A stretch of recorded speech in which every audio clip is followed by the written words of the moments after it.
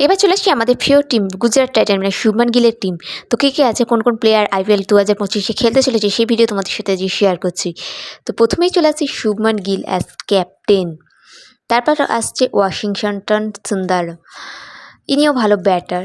তারপর আছে Jos Buttler, যাকে আমরা রাজস্থান রয়্যালের হয়ে আগের বছর খেলতে দেখেছি 2024-এ। এরপর আছে জিনেল কুটসি, যিনি বলিংয়ে কিন্তু মারাত্মক হেভি।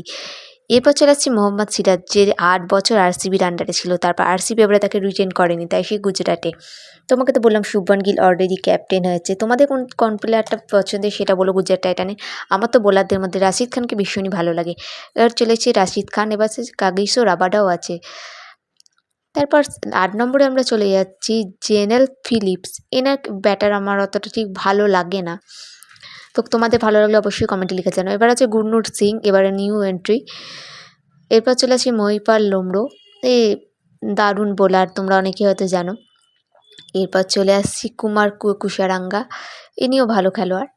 সব নতুন নতুন লিস্ট। আর সাই সুদর্শন তো আগের বছর থেকে খেলছে শুভমান গিলের সাথে এক ওপেনিং পার্টনার। এরপর আছে রাহুল তেভাটিয়া, নাইস ব্যাটার, ইনিও আগের বছরই প্রত্যেক বছর গুজরাটের হয়েই খেলেছেন। এরপর চলে আসছি অনুজ রাওয়াত। কোন প্লেয়ার তোমাদের সবথেকে ফেভারিট অবশ্যই আমাকে কমেন্টে লিখে জানাও। এরপর আছে প্রসিদ্ধ কৃষ্ণা। তারপর চলে আসছি ইশান্ত শর্মা, খুবই কম রেঞ্জের মধ্যে ইশান্ত শর্মাকে এবারে আইপিএলে কিনেছে।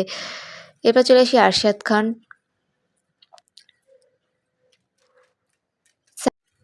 সারফান রুটারফোর্ড,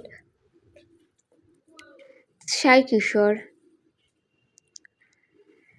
এছাড়া আছে আরও করিম জান্নাত। এই 20 জনের স্কোয়াড মোটামুটি। এরপর কোন 11 জন খেলবে সেটা এখনও ঠিক নেই।